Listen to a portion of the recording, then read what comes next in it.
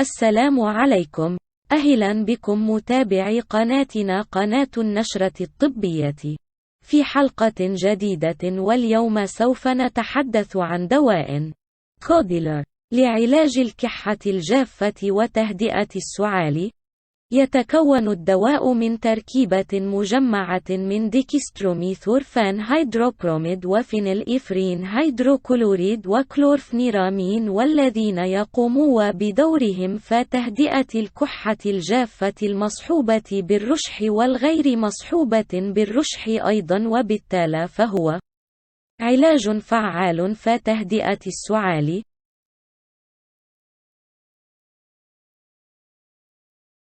قبل البداية في الحلقة لا تنسى الاشتراك في قناتنا وتفعيل الجرس حتى يصلك كل جديد، ولو أعجبك الفيديو لا تنسى أن تدعمنا بلايك أو مشاركة للفيديو.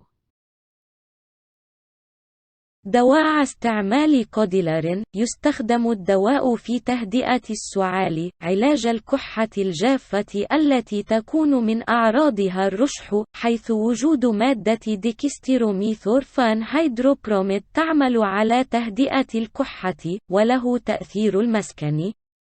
يستخدم الدواء في علاج الكحة الجافة بدون رشح.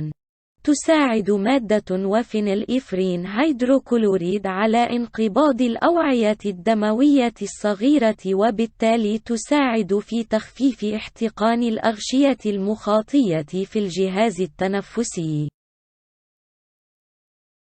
الجرعات وطريقة الاستعمال. لكل دواء جرعة وطريقة استعمال، لا يمكن أن توصف الجرعة إلا من خلال استشارة الطبيب المعالج والتشخيص المناسب للحالة، لأن لكل حالة جرعة وتوقيت وطريقة استعمال مختلفة، وفي العادة تكون الجرعة المعتادة للأطفال ملعقة صغيرة من الدواء 4 مرات يوميا، ولا يمكن تناول الدواء للأطفال الأقل من 6 سنوات.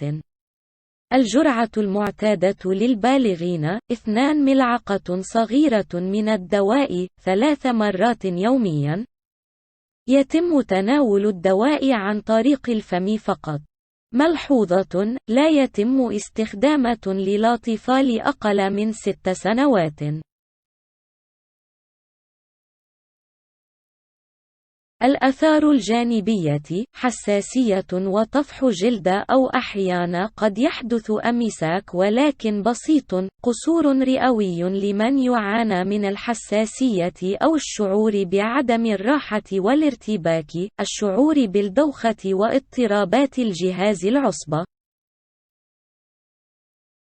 الاحتياطات وموانع الاستعمال. لكل دواء احتياطات وموانع استعمال يجب اتباعها حتى لا يتعرض المريض إلى العديد من الأمراض والآلام. ومن هذه الاحتياطات والموانع: لا يستخدم الدواء للأشخاص الذين يعانون من الحساسية الزائدة من أحد مكونات الدواء أو الدواء. لا يمكن تناول الدواء للأطفال الأقل من 6 سنوات. لا يمكن قيادة السيارة في فترة تناول الدواء، لأن الدواء يسبب دوخة وعدم توازن الجسم.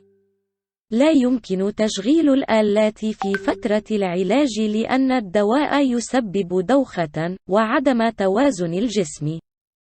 يمنع تناول الدواء للأشخاص الذين يعانون من قصور في وظائف الكلى ووظائف الكبد.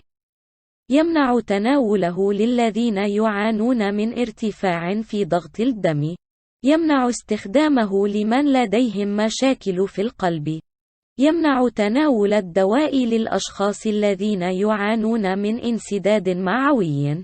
يمنع تناوله لمن يعاني من أي مشاكل بالغدة الدرقية. يمنع تناول الدواء لمن يعاني من مرض السكر. لا يمكن استخدام الدواء في حالة وجود مرض الجلوكوما.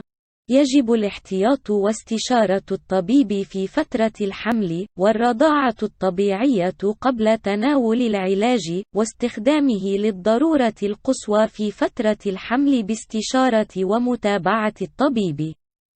لا يمكن تناول الدواء لمن يعاني من السعال المزمن خاصة للمدخنين.